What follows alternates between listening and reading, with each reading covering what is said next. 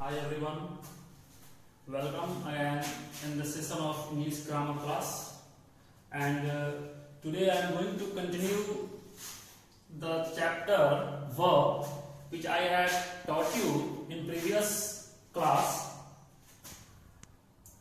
तो वर्ब जो मैंने बताया था पिछले क्लास में, उस वर्ब में मैंने जो भी जिक्र किया था principal verb, auxiliary verb, linking verb, transitive verb, कुछ बच्चों को मैंने देखा कि उनको कुछ कंफ्यूजन रह गया है, जिसे मैं फिर से एक बार रिकैप करके फिर से थोड़ा सा क्लियर करना चाह रहा हूं।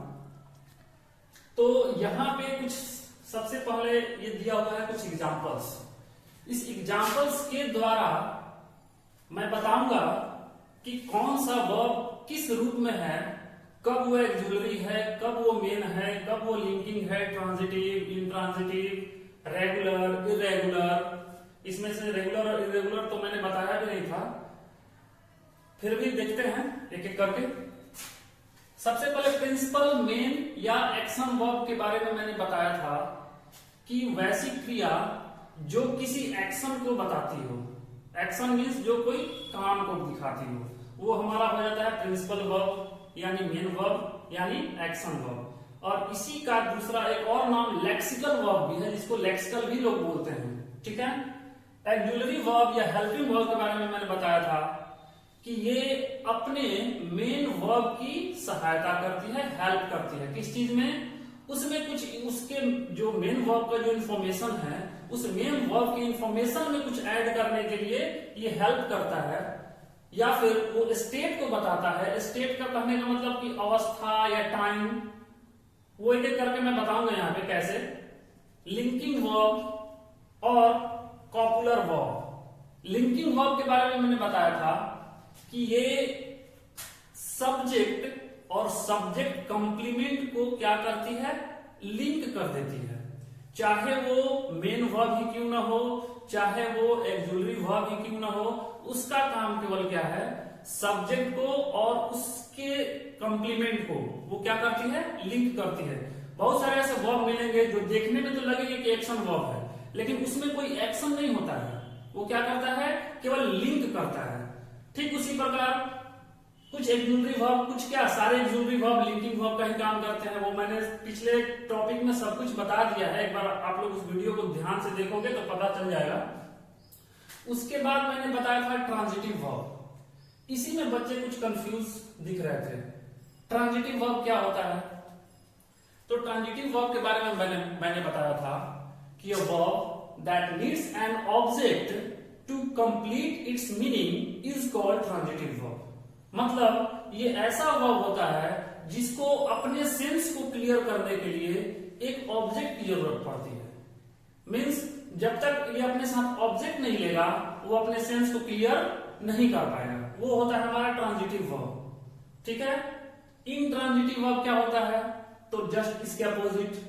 उसको रिक्वायरमेंट होती थी ऑब्जेक्ट की, इसको रिक्वायरमेंट नहीं होती है ऑब्जेक्ट की। ये अपने आप में ही उस अपने पूरे सेंस को क्लियर कर देता है।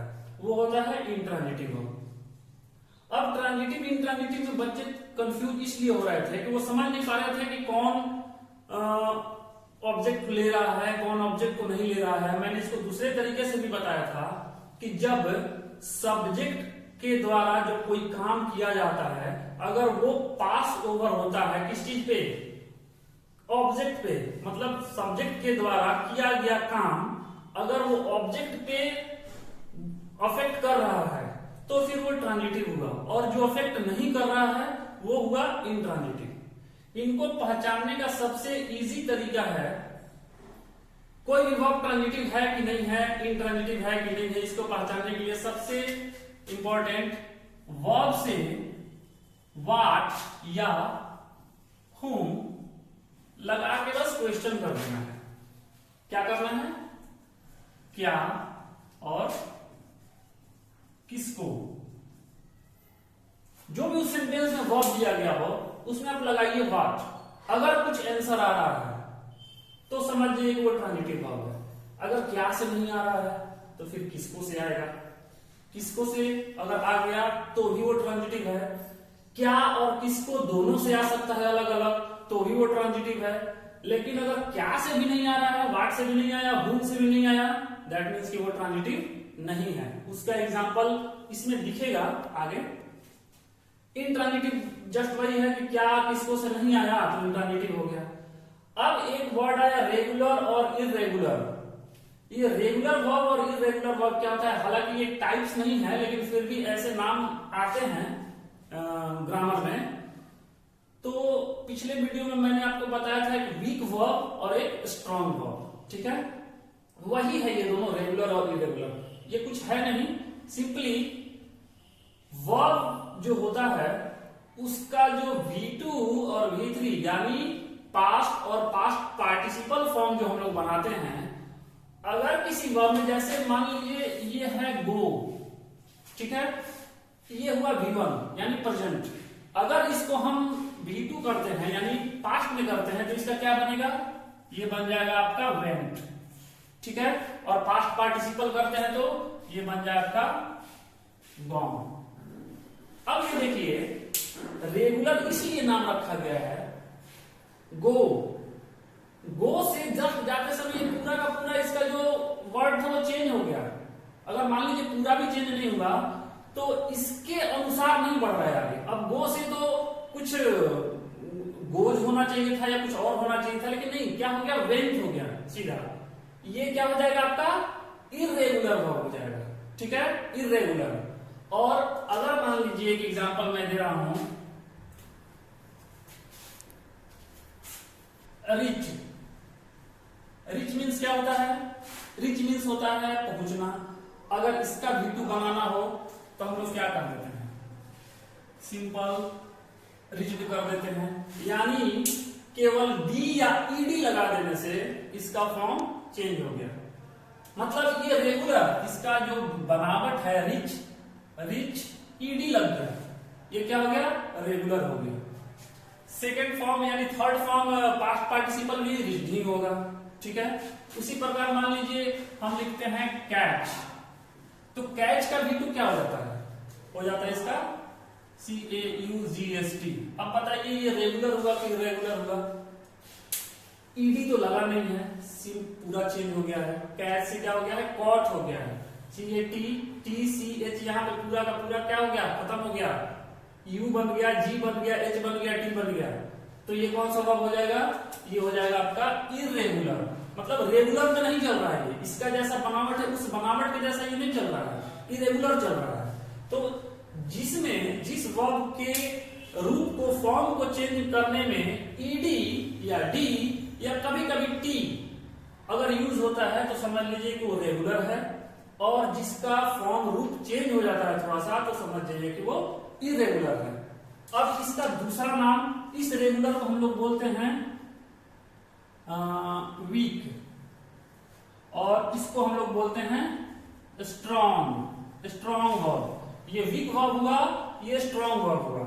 अब इसको इस हिसाब से भी समझ लीजिए, मान लीजिए किसी बच्चे को, जो बच्चा अपने क्लास में थोड़ा सा पढ़ने में वीक है, ठीक है, अगर वीक है तो वो इस वर्ब के फॉर्म को जल्दी याद करेगा या इस वर्ब के फॉर्म को जल्दी याद करेगा, सिंपल सा बात है। जो बच्चा वीक है उसको ये सिंपली याद हो जाएगा, उसको बस लगेगा कि ईडी जोड़ देंगे तो हो जाएगा मेरा काम। इसीलिए इसको बोला जाता है वीक वर्ब और इसको बोला जाता है स्ट्रॉन्ग वर्ब। क्यों? क्योंकि इसका फॉर्म चेंज हो जाता है। कैच, कॉट, कॉट, बहुत सारे ऐसे, जैसे राइट लिखा हुआ है तो राइट का हो जाता है रोट, रिटेन, ये कौन सा वर्ब हो जाएगा, इरेगुलर हो जाएगा। उसी प्रकार मान लीजिए ड्रिंक, ड्रिंक शुरू में होता है, ड्रिंक मतलब पीना, ड्रिंक का हो जाएगा ड्रैंक, पूरा चेंज हो गया। ड्रंक, जबकि ऐसा अगर होता कि ड्रिंक का हो जाता ड्रिंक्ड और ड्रिंक्ड, तब तो उसको बोलते हैं हम लोग इरेगुलर या वीक, लेकिन चेंज हो जा रहा है इसलिए उसको बोल देंगे हम लोग इरेगुलर या स्ट्रॉन्ग। तो आई थिंक ये दोनों वीक और स्ट्रॉन्ग क्लियर समझ में आ गया होगा, रेगुलर इरेगुलर क्लियर समझ में आ गया होगा।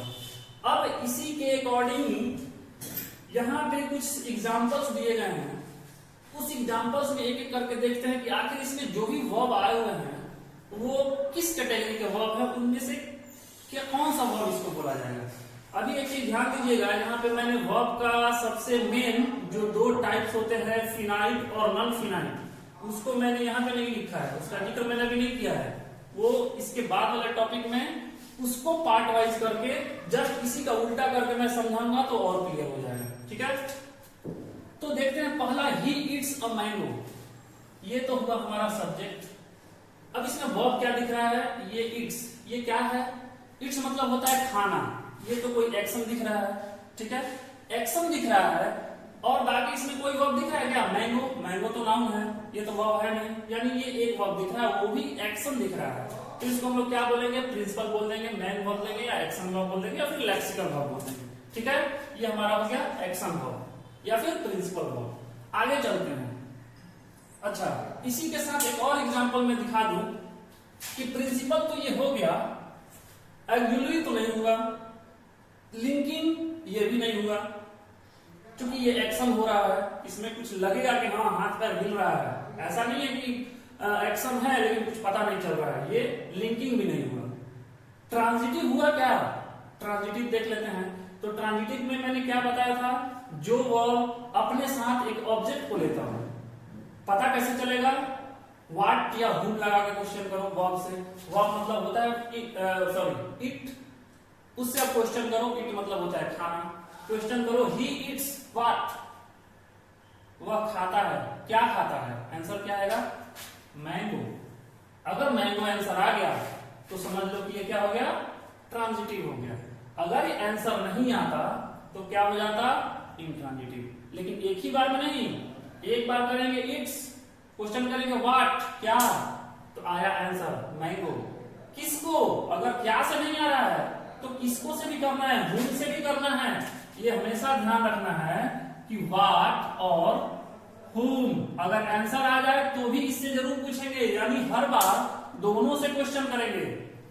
ही इट्स व्हाट, आंसर है मैंगो, ही इट्स हुम, किसको, आम को ही, यानी दोनों का आंसर एक ही आ रहा है, आंसर आ गया, दैट मींस कि ये कौन सा वर्ब हुआ, ट्रांजिटिव या इंट्रांजिटिव, गुड, ट्रांजिटिव।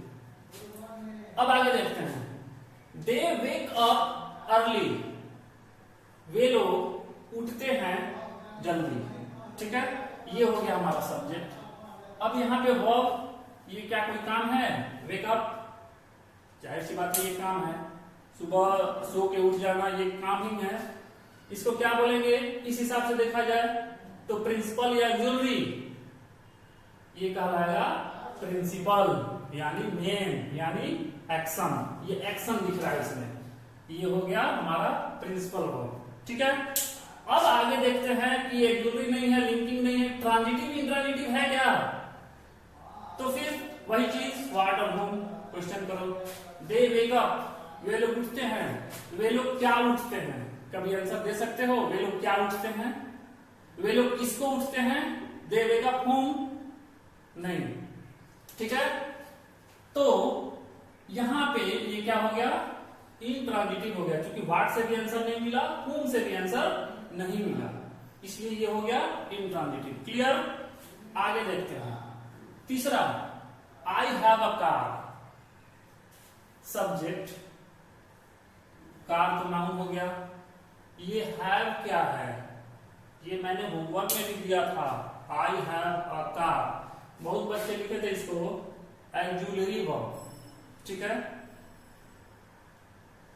लेकिन यहां पे ये है आपका लिंकिंग वर्ब। क्या है, लिंकिंग वर्ब। जैसे आई हैव अ कार, इसका मतलब होता है मेरे पास एक कार है या मैं एक कार रखता हूं।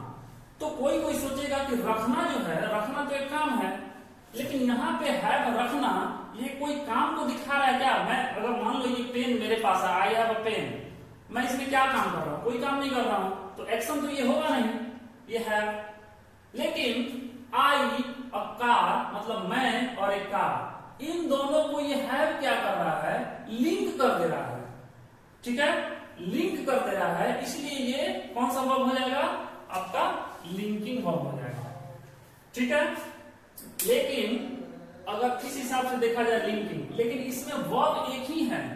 ठीक है, एक ही वर्ब है, तो जिसमें एक ही वर्ब होता है उसको हम लोग प्रिंसिपल वर्ब या मेन वर्ब भी बोल सकते हैं। जरूरी नहीं है कि हर मेन वर्ब या हर प्रिंसिपल वर्ब एक्शन को ही दिखाता हो, ये कोई जरूरी नहीं है। अगर सिंगल है तो वही मेन है, अगर डबल है तो उन दोनों में से एक मेन होगा, एक क्या होगा, एक्सिलरी होगा।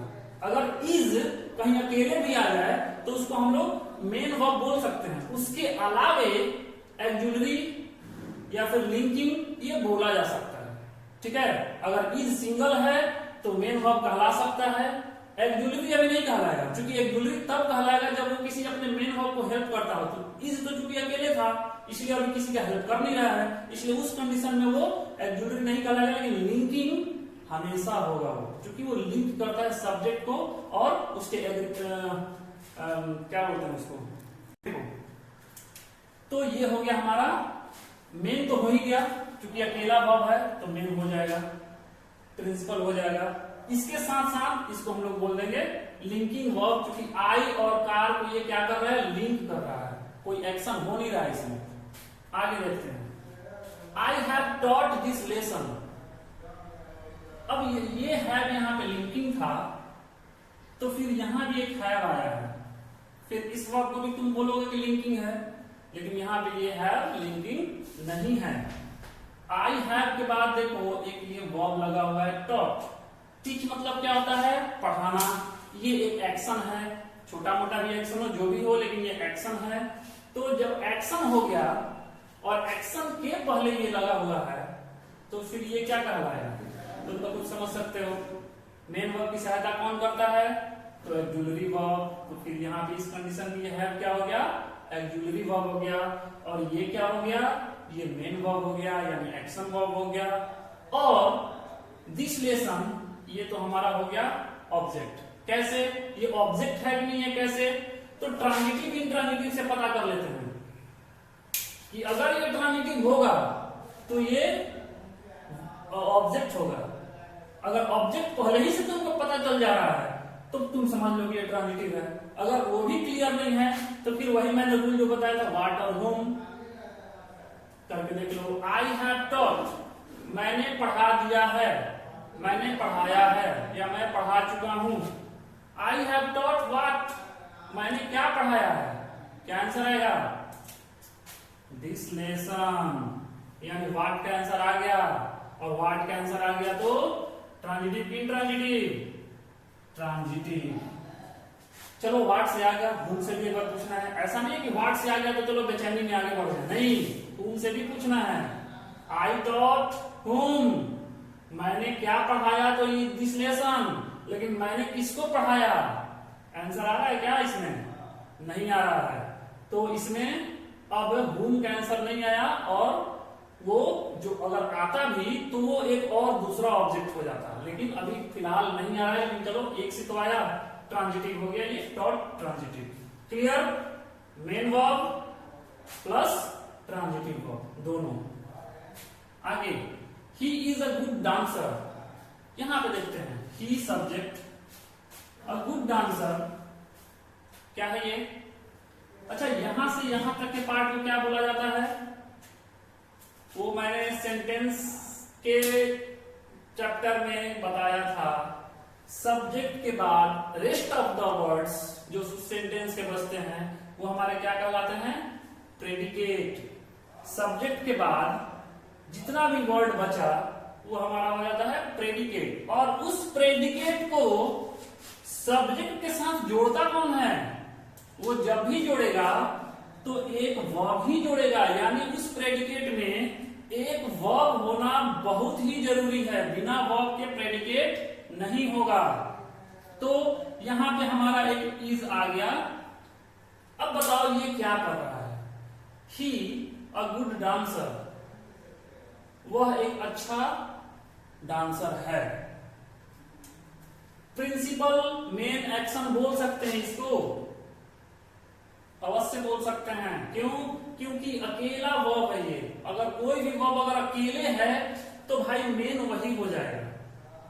जैसे एग्जांपल समझो, अगर मान लो तुम्हारे घर में कोई इलेक्ट्रिशियन आया हुआ है काम करने के लिए, तो देखते होगे कि वो काम करता है जो मेन इलेक्ट्रिशियन है, और उसके साथ एक हेल्पर होता है। वो क्या करता है, उसको कभी वायर की जरूरत पड़ी, कभी हैमर की जरूरत पड़ी, किसी भी चीज की जरूरत वो तुरंत मांगेगा, किसी चीज को कट करना है वो मतलब हेल्प करता है अपने वो उसको मैकेनिक को।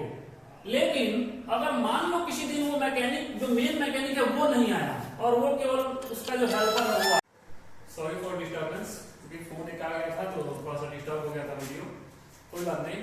तो मैं ये बता रहा था कि जिस दिन अगर वो मैकेनिक नहीं आया हो और उसका हेल्पर आया हो तो उस दिन के लिए वो जो हेल्पर है ना वो मेन कहलाएगा। ठीक उसी प्रकार अगर जिसमें कोई एक्सिलरी सिंगल है तो वो क्या कहलाएगा, उस सेंटेंस के लिए वो मेन ही कहलाएगा। ठीक है, तो मेन तो ये हो गया। अब चल के देखते हैं आगे कौन सा वर्ब है ये। He is a good dancer, वह एक डांसर है। अब इसका जो इसके बारे में जो बताया गया है ये इंफॉर्मेशन, ये क्या है, ये इंफॉर्मेशन है सब्जेक्ट के बारे में बताया गया कि ये जो वह लड़का है चाहे वह जो भी हो वह एक डांसर है।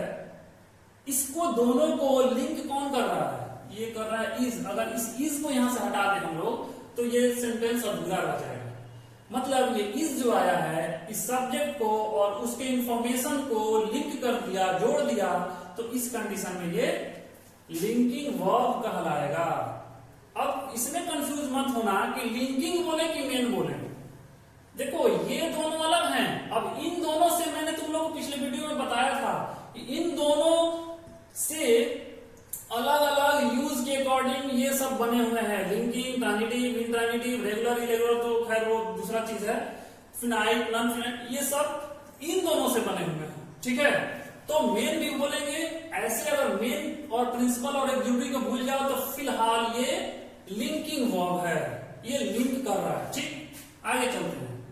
He is playing football. अब जो इज यहां आया था वही इज यहां भी आया है, लेकिन यहां पे क्या ये अकेले वर्ब है, जस्ट इसके बगल में दिख रहा है प्लेइंग। ठीक, प्ले क्या है, एक एक्शन वर्ड है। तो एक्शन वर्ड जब हो गया तो बताओ यहाँ पे मेन वर्ब कौन हुआ, सिंपल सा तुम बोलोगे ये हुआ, प्लेइंग हुआ। अब ये इज फिर किस लिए आया है, ये इज आया है, मैंने बताया था कि जो एक्सिलरी वर्ब होते हैं वो स्टेट को बताते हैं। स्टेट मतलब राज्य वाला स्टेट नहीं, अवस्था, टाइम। मतलब ये बता रहा है कि ये जो वर्क हो रहा है, ये जो खेलने का काम हो रहा है वो कब हो रहा है, प्रेजेंट में हो रहा है।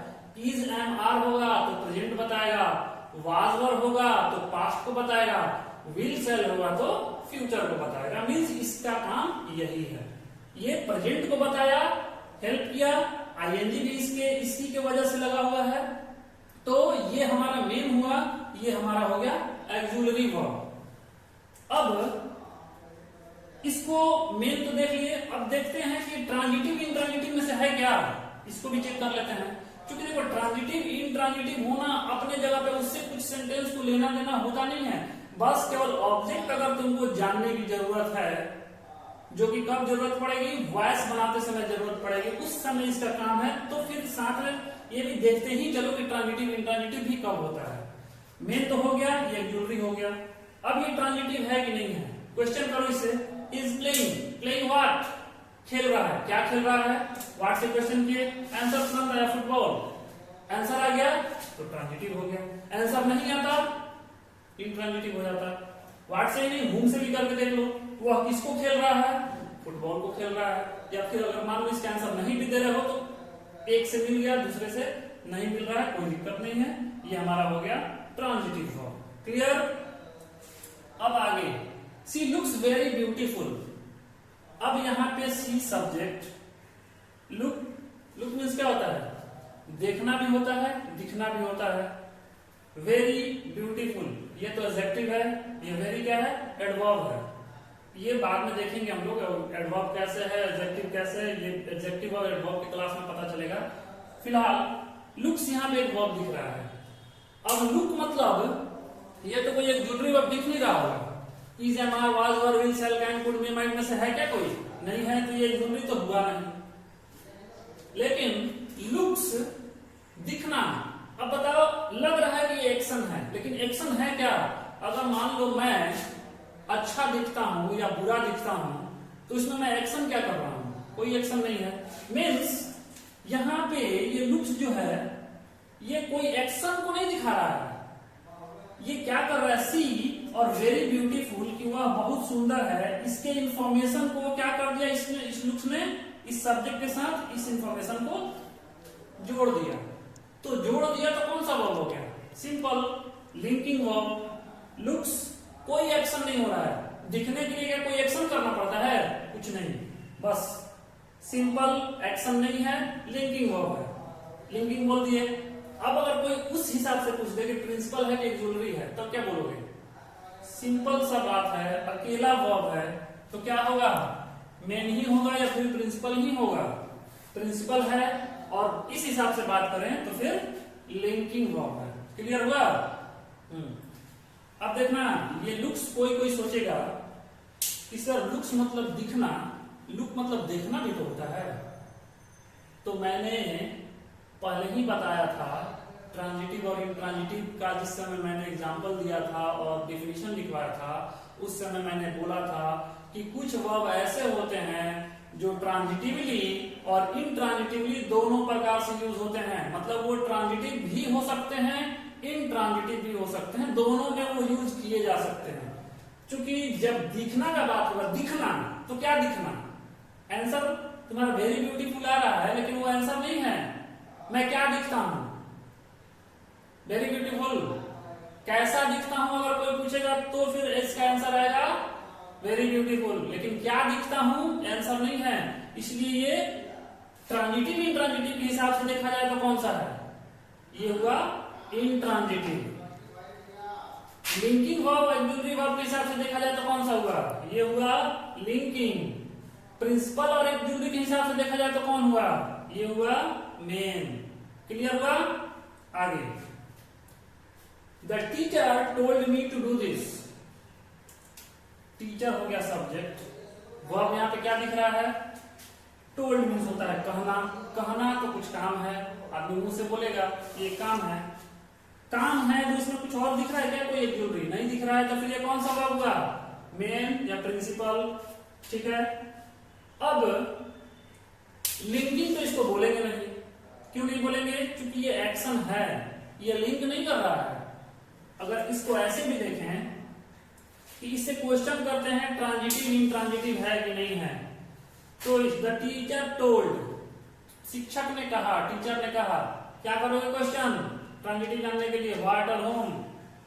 टीचर टोल्ड व्हाट, टीचर ने क्या कहा, आंसर पूछा रहा है क्या, टीचर टोल्ड मी, क्या कहा, टू डू दिस, इसको करने के लिए, क्या कहा, तो करने के लिए। यहां पे जो टू डू आया हुआ है ये क्या है, ऑब्जेक्ट है। अब फिर यहां पे कंफ्यूजन क्रिएट होगा तुम्हारा कि भाई ये डू मतलब करना होता है, तो ये वर्ब ना होके ये ऑब्जेक्ट कैसे हो गया। तो इसका आंसर मिलेगा इसके बाद वाले क्लास में जब पढ़ाएंगे हम फिनाइट और नॉन फिनाइट। फिलहाल तुम ये समझो कि ये यहाँ पे नाउन का काम कर रहा है, ये नाउन है, यानी इसका ऑब्जेक्ट ये है। दूसरा क्वेश्चन करो, टोल्ड व्हाट, तो पता मिल गया ये करने के लिए कहा, यानी ये हो गया ऑब्जेक्ट। किसको कहा, होम, किसको कहा, तो शिक्षक ने किसको कहा था, मुझे, तो यहां पे ये भी ऑब्जेक्ट हो गया। अब यहां पे एक क्वेश्चन और उठ रहा है कि बताइए यहाँ पे वर्ब एक है लेकिन ऑब्जेक्ट दो हो गए, एक मी भी हो गया, एक डू भी हो गया। अब बताइए इसमें से इन ऑब्जेक्ट को दो ऑब्जेक्ट हो सकते हैं क्या किसी सेंटेंस में, जरूर हो सकते हैं। जब किसी सेंटेंस में दो ऑब्जेक्ट होते हैं तो एक ऑब्जेक्ट को बोला जाता है डायरेक्ट ऑब्जेक्ट और दूसरे ऑब्जेक्ट को बोला जाता है इनडायरेक्ट ऑब्जेक्ट। फिर ध्यान से सुनो, जब किसी सेंटेंस में व्हाट का भी आंसर आ जाए, हुम का भी आंसर आ जाए, दोनों दो आंसर आए, यानी दो ऑब्जेक्ट मिल गए, तो पहले ऑब्जेक्ट को बोलेंगे डायरेक्ट ऑब्जेक्ट, दूसरे ऑब्जेक्ट को बोलेंगे इनडायरेक्ट ऑब्जेक्ट। अब फिर यहां पे तुम क्वेश्चन करोगे सर डायरेक्ट किसको बोलेंगे, इनडायरेक्ट किसको बोलेंगे, तो उसके लिए सिंपल सा व्हाट से जो आंसर आता है वो होता है हमारा डायरेक्ट, और हुम से जो आंसर आता है वो होता है हमारा इनडायरेक्ट। ध्यान से सुनना, व्हाट से जो आंसर आता है वो होता है हमारा डायरेक्ट, हुम से जो आंसर आता है वो होता है हमारा इनडायरेक्ट। लेकिन कभी कभी व्हाट और whom का दोनों का आंसर एक ही आएगा, जैसे कि यहाँ पे आया था he eats what, he eats whom। वह क्या खाता है तो आम, वह किसको खाता है तो आम को, दोनों का आंसर एक ही आ गया। तो इसको कौन सा ऑब्जेक्ट बोलेंगे, डायरेक्ट इनडायरेक्ट। तो जब एक ही ऑब्जेक्ट हो तो इनडायरेक्ट का कोई मतलब ही नहीं बनता है, वो डायरेक्ट ही कहलाएगा। अगर एक है तो डायरेक्ट कहलाएगा, अगर दो है तो उसमें पहचानने के लिए ध्यान देंगे कि जिसका आंसर व्हाट से आया है वो डायरेक्ट होगा, जिसका आंसर whom से आया है वो इनडायरेक्ट होगा। तो बताओ, द टीचर टोल्ड व्हाट, शिक्षक ने क्या कहा, व्हाट का आंसर क्या रहा, टू डू दिस, ये, तो ये हमारा हुआ डायरेक्ट ऑब्जेक्ट। और whom किसको कहा, मुझे, तो मी हमारा हो गया इनडायरेक्ट ऑब्जेक्ट। क्लियर है।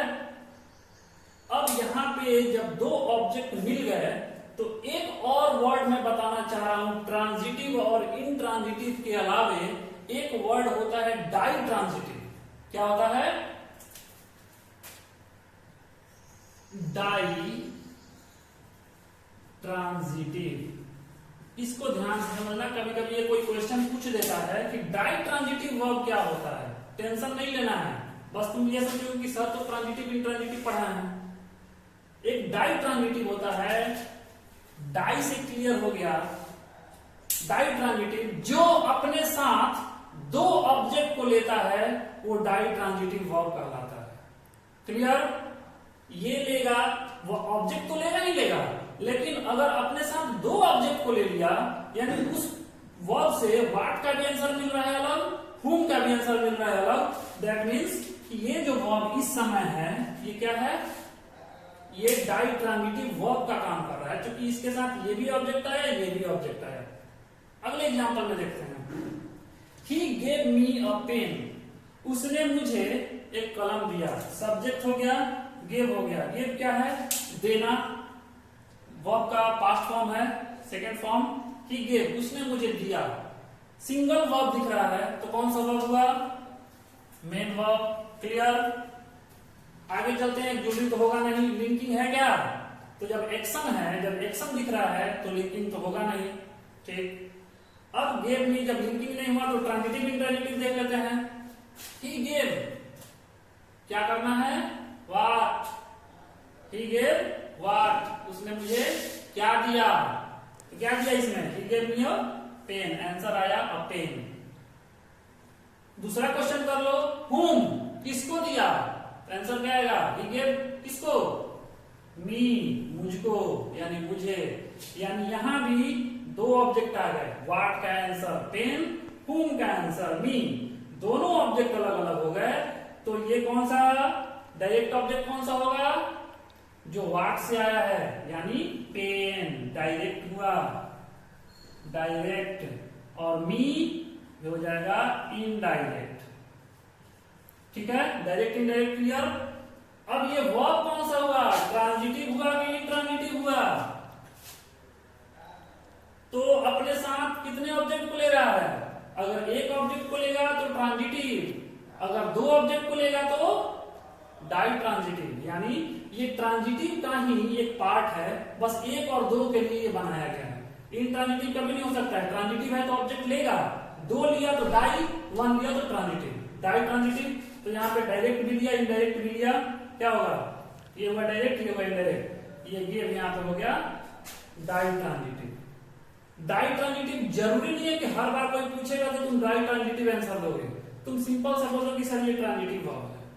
लेकिन अगर उसी समय अगर पूछ दे कि तो फिर डाई ट्रांजिटिव क्या है, तब तुम एक्सप्लेन कर सकते हो कि सर ट्रांजिटिव में भी ये डाई है इसलिए कि अपने साथ दो लिया है तो ये ट्रांजिटिव का ही पार्ट ना, दो ले लिया है तो इसलिए इसका नाम डाई ट्रांजिटिव कर दिया गया है। ठीक है, क्लियर।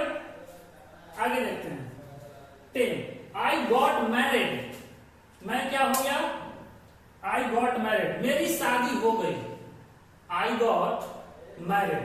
अब बताओ ये जो गॉट आया है ये कौन सा वर्ब है, ये गॉट। गेट मीन्स क्या होता है, गेट मीन्स होता है पाना, ठीक है, पाना।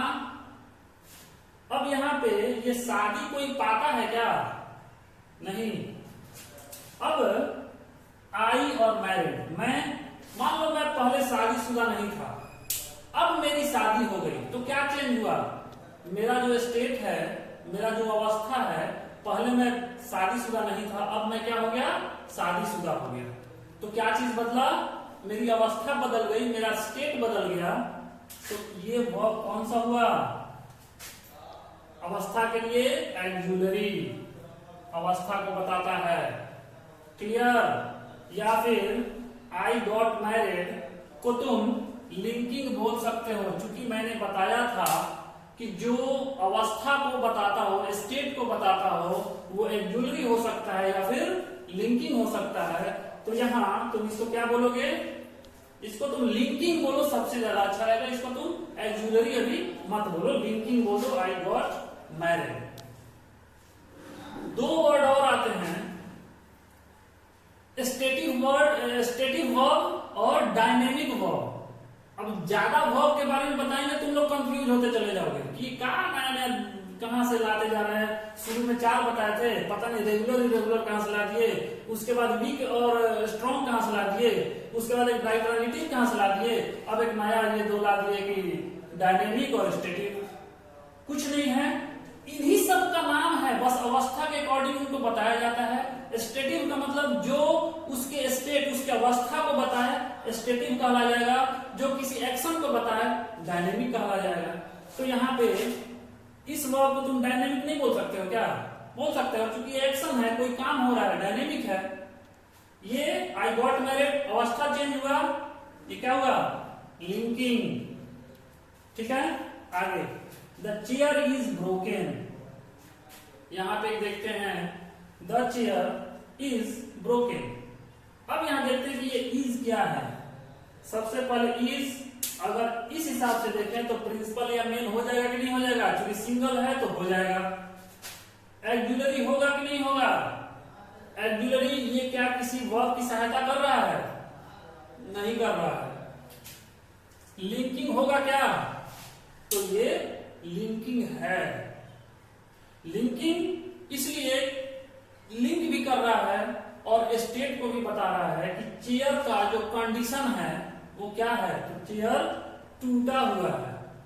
The chair is broken. Chair कैसा है, चेयर का स्थिति क्या है, पहले टूटा हुआ नहीं था, अब क्या है, टूटा हुआ है, यानी उसका स्टेट चेंज। तो इस हिसाब से इसको लिंकिंग बोल देंगे।